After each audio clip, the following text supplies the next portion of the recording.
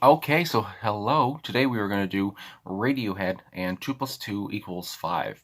Now, I have to say before I begin that my Radiohead reactions, the comments on them have been some of the wildest comments that I've received. and yeah, I mean, I've been called a boob, I've been called a little piggy, which I don't know about that one, but yeah, it's been quite the ride, and I think it's pretty funny. So yeah, I'm excited to get back into Radiohead today and see what goes on here. So this was requested quite a few times from people. So yeah, let's just go.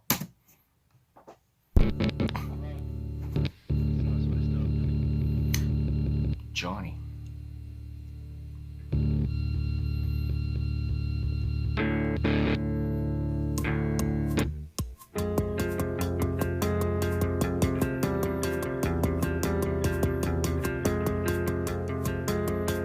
I like this. Are you such a dreamer to put the world to rights? I stay home forever, but two and two always makes a five. It's a little menacing.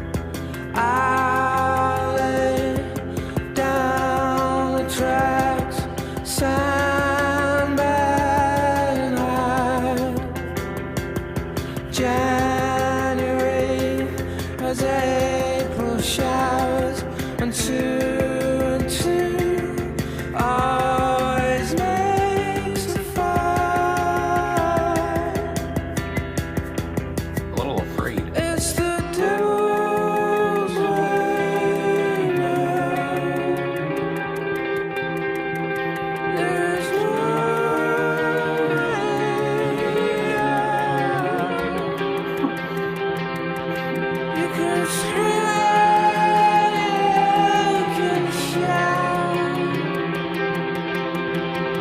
It's too I feel like it's gonna get loud. because that might be meditation, meditation, meditation, meditation. Yeah, I might be your meditation, meditation, meditation, meditation. Yeah, I might be your meditation, meditation, meditation, meditation. Yeah, I might be meditation, meditation, meditation,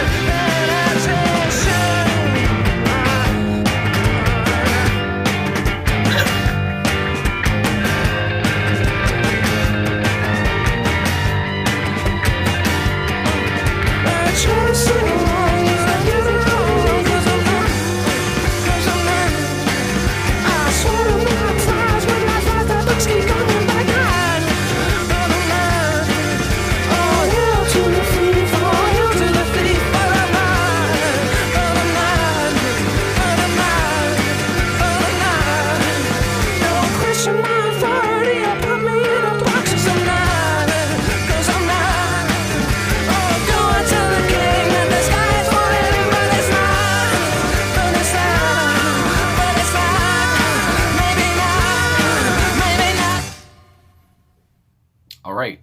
So, Radiohead and 2 plus 2 makes 5. Um, so this song, again, like the other Radiohead songs I've listened to, this song was, actually, somebody called me out for this last time because they said the song was like a trip. And I mean, honestly, I guess you could say it's like a roller coaster. I guess you could say also. The song it's like up and down, and the music kind of shifts. There's different shifts in this song, alone here, and it's just a lot going on. I felt, especially with at the start, I guess with Johnny, the guitarist, Johnny Greenwood. He like I guess he was plugging in his guitar. It sounded like I want to say, and obviously I guess it was Tom talking to him, saying that's a good way to start, Johnny. And I like when bands put that kind of talking into at the start of a song, some banter. And I don't know, it's just kind of a behind the scenes kind of a look, I guess you could say, and showing that the song is not, clean cut. But yeah, I like the start off the start, and then also I would say the thing. I don't think it was drums or percussion, but the whole like tapping thing at the start, like I think you guys know what I mean. That kind of, I guess, set the tone, and then it comes in with, I'm guessing it was Johnny on guitar, and his little playing style there was also, like I said, the song was kind of menacing. It was a little an uneasy feeling that I got, and Johnny didn't really help with that because the way he was playing, kind of slow and kind of menacingly, I guess. Again, it was just, yeah, it was all very maybe dark, you could say, maybe. But yeah, I thought it was all pretty well done because I like that kind of sound, I guess. And yeah, I like the song a lot overall, I could say. But also, I just wanted to get into the personnel here on the song. So Tom York on vocals and guitar, obviously, the vocalist of Radiohead. Johnny Greenwood on guitar, analog systems, and Andes Martinot. And I had to look that up because I did not know what it was. But basically, what I found it here is that it's an early electronic musical instrument. It is played with a keyboard or by moving a ring along a wire, creating a wavering sound. So yeah, I was thinking kind of the same as a theremin, which I've talked about before, and I know that in "Good Vibrations" by the Beach Boys they use that, and in the other song that I listened to, they were using that, but I can't remember what the song was now. But yeah, because I heard that, and I would guess that. Well, I guess it was near the end of the song more, when yeah, we're getting near the end. But anyway, I thought, yeah, it sounded nice because I do like the wavering kind of a sound, and again, it helped with the whole kind of uneasy feeling that I was getting. So then we go on with Ed O'Brien on guitar, effects, and backing vocals. Yeah, the effects. I don't know if that was the tapping thing. Or if that was the analog systems, I don't know, but yeah, you can let me know, I guess, in the comments. And then Colin Greenwood on bass and Philip Selway on drums and percussion. So yeah, the whole band came together here because usually, for a song, you can kind of focus on one person. You can focus on the drummer, on the singer. Usually, you're focusing on the singer because it's the voice or whatever. But here, it's just like everyone was doing their part. And I was taking a lot from Johnny and obviously Tom's voice, and also I gotta say about Tom's voice. Um, there were parts like I guess when he was using his tenor voice, his high voice, it was reminding me of Damon Albarn from Gorillaz and Blur, and just I guess '90s Blur, honestly, more than the Gorillaz. But yeah, just I guess maybe I just thought because he was going so high, and I would say that both of their voices are so delicate when each of them are singing like that, and yeah, they just give off almost like an angelic kind of feel, and yeah, I mean, both of their voices are nice, and here alone, Tom is really he was showing off his chops. It was almost like he was singing, but he didn't want to sing so loud that he woke somebody up. Like it was like he was, it was like he was trying not to wake somebody up. If that makes any sense, it's just like he wasn't going too powerful until like I guess the climax because I see that this it was talking about on Genius.com over here about the climax of the song and how it's like that's an important part of the song. But yeah, until the climax is when he started yelling that I'm not paying attention. And yeah, I just thought his voice was I mean, like I said, it was delicate, and then when it had to be ferocious, it was very ferocious. Um, so anyway, I guess I can talk about the song from Genius.com. Just a little bit of context here. So it says, "This is Hail to the Thief's opening track," and I like that play on words, whatever. Instead of Hail to the Chief, it's Hail to the Thief, and the fact that they named the album that is pretty cool. It says is a rock song that builds to a loud climax. So yeah, its title references the slogan "2 plus 2 equals 5" from George Orwell's 1984. The song's subtitle was taken from Dante's Inferno. York explained that, according to Dante, the lukewarm, and that's what it was going to be called, the lukewarm, but instead they went with 2 plus 2 makes 5. And honestly, 2 plus 2 makes 5 seems like a more intriguing title than the lukewarm. But yeah, I just I just wanted to say that. This is what he said: the people who don't give a F, the lukewarm, are on the edge of the inferno, cruising around near the gates, but they can't actually get out. They're like, what are we doing here? We didn't do anything at all. And in Dante's eyes, that's exactly why you're in here. You didn't do anything at all. You just let it happen. It also says the alternate title is 2 plus 2 makes 5, and the lukewarm in parentheses. So either way, they were playing on two, I guess, two important kind of, works in history. So yeah, anyway, talking about the song here, because I'm also on song facts, because again, I like to know about the song, I like to know the meaning and what they were doing. So it says, this is about things not necessarily being as they seem, and it goes on about how January have an April showers, and also I want to say I like how Tom pronounced January. Again, it's his accent. I mean, again, I've been listening to so much British music. I like the Brit bands. Anyway, 2 and 2 making 5. Obviously, that was the name of the title of the song. The term "hail to the thief" instead of "hail to the chief," and yeah, that's the last one that they have there. The first sound of the song is Johnny Greenwood plugging in his guitar. It was the very first sound that was recorded when the Radiohead, I feel like I said the Radiohead, when Radiohead went into the studio to record "Hail to the Thief." So that was the first thing.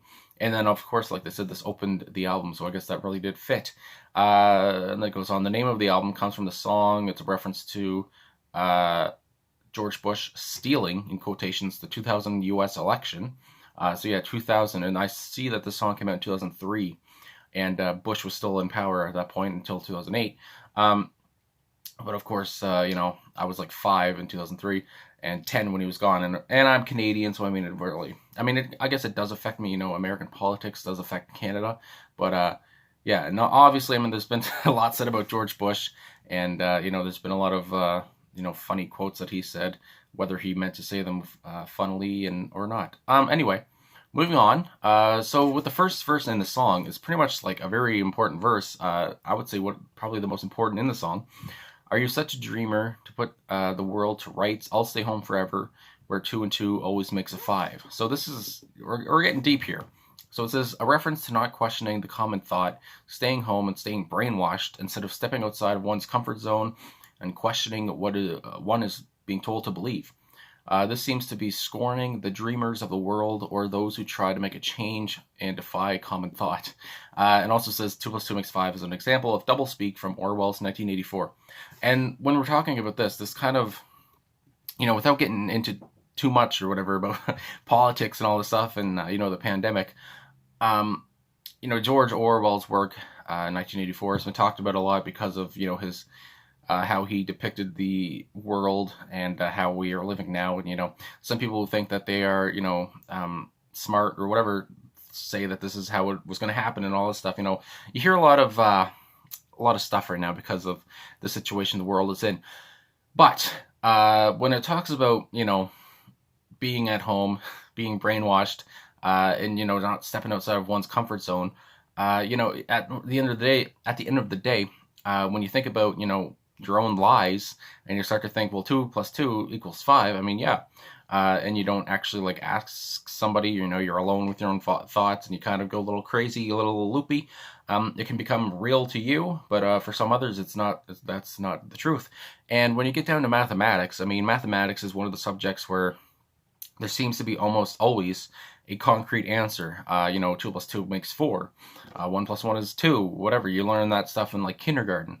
And yeah, it's just, I like how Radiohead really kind of, how they went about the song, how they, used Orwellian thought to come out of it with this song, I guess. And again, I know that Tom York is a climate change activist because it also talks about how climate change, this song could also have something to do with climate change.